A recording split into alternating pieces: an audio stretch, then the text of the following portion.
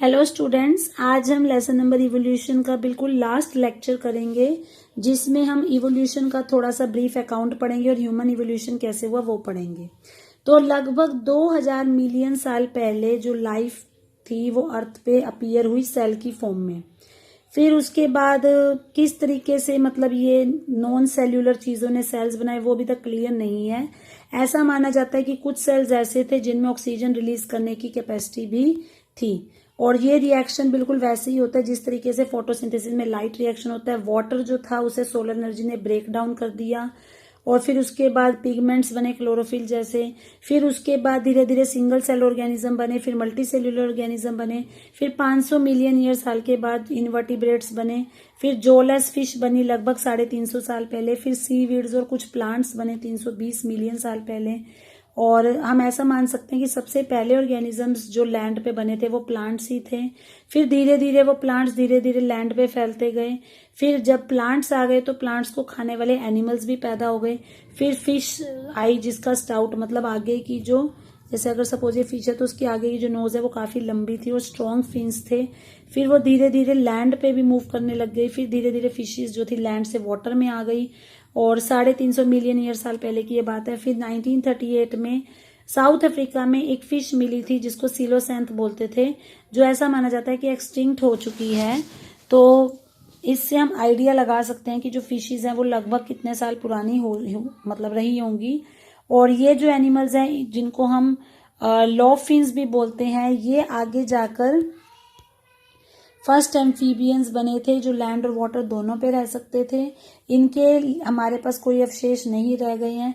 इसी तरीके से जो आज आप फ्रॉग और सैलेमेंडर देखते हो उनके एंसेस्टर्स भी मिले हैं। एम्फीबियंस थे, उनसे एम्फीबियंस से कुछ रेप्टाइल्स बन गए। उन्होंने एग्स दिए, उनके एग्स के बाहर थिक शेल थी और वो सन के अंदर भी ड्राई अप नहीं होते थे। अगेन हम ये भी देख सकते हैं कि टर्टल, टोटवाइस, क्रोकोडाइल ये सब बनते गए। और अगले 200 मिलियन ईयर साल पहले में भी जो अलग अलग तरह के रेप्टाइल्स थे वो अर्थ पे आ गए। फिर टेरिडोफाइट्स बने, और फिर उसके बाद ये टेरिडोफाइट्स गिरते गए और इन्होंने कोल्ड डिपॉजिट्स बना दिए। फिर जो लैंड रेप्टाइल्स थे वो वाटर में चले गए। फिर उन्होंने फिश लाइक रेप्टाइल्स बना दिए लाइक इक्थियोसोर्स। फिर ये लैंड रेप्टाइल्स जो थे डायनासोर्स में चेंज हो गए, जिसमें सबसे बड़ा था टायरेनोसोर्स रेक्स, जिसकी हाइट लगभग 20 फीट थी और उसके दांत भी काफी ज्यादा खतरनाक थे। फिर 65 मिलियन ईयर साल पहले जो डायनासोर्स थे वो हमारी धरती से खत्म हो गए। उसका एग्जैक्ट रीजन नहीं है। कुछ लोग ये कहते हैं कि उनका वजन बहुत ज्यादा था और उनकी भोजन की रिक्वायरमेंट जो है कंप्लीट नहीं हो रही थी। कुछ ऐसे कहते हैं कि उस समय कुछ ऐसे परिवर्तन हुए हमारे क्लाइमेट में कि वो एडजस्ट नहीं कर पाए। उसमें से कुछ ऐसे कहते हैं कि वो बर्ड्स में बदल गए, लेकिन अभी तक एग्जैक्टली क्या हुआ वो किसी को भी नहीं पता। और छोटे छोटे रेप्टाइल्स हम आज भी देख सकते हैं। जो सबसे पहले मैमल्स बने थे वो श्रीव्स थे।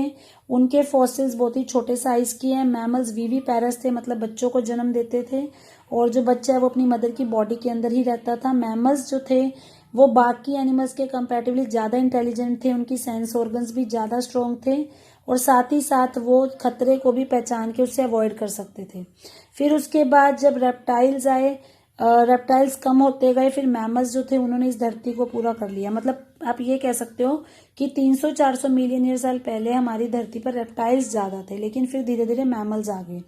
और सबसे पहले मैमल्स आए साउथ अमेरिका में, और ये मैमल्स जो है हॉर्स जैसे या हिप्पोपोटामस जैसे लगते थे। फिर कॉन्टिनेंटल ड्रिफ्ट हुआ, मतलब वो एक कॉन्टिनेंट से दूसरे कॉन्टिनेंट पे चले गए। साउथ अमेरिका से नॉर्थ अमेरिका में चले गए।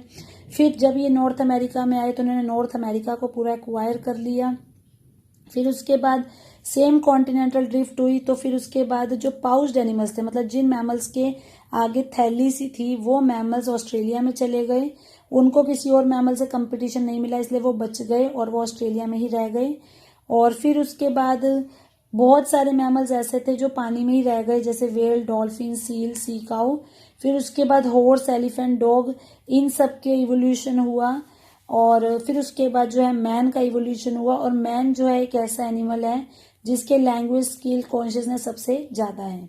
तो मतलब यहाँ पे आपको बहुत ज्यादा क्रैमिंग करने की जरूरत नहीं है।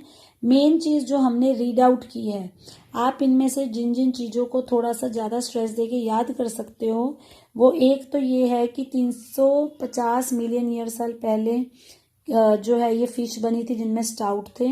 1938 में फिश मिली थी साउथ अफ्रीका में, सिलोसैन था। ये क्वेश्चन आपका एमसीक्यू में आया हुआ बोर्ड एग्जाम में। इसी तरह से लो फिन्स जो है वो कब बने थे। और इसके अलावा जो मैंने आपको बताया था कि सबसे बिगेस्ट जो डायनासोर था वो टायरानोसोरस था, ये आपको याद रखना है कि 20 फीट उसकी वो थी। उसके बाद 65 मिलियन ईयर साल पहले डायनासोर सडनली डिसअपियर हो गए थे, ये बात आप याद रख सकते हो। और बाकी जस्ट आप इसको रीड करो, लेकिन अगेन आपको ये कहूँगी आपको बहुत ज़्यादा रट्टा नहीं लगाना, क्योंकि बोर्ड एग्जाम में इतनी डेप्थ में हो सकता है आपको क्वेश्चंस ना मिले।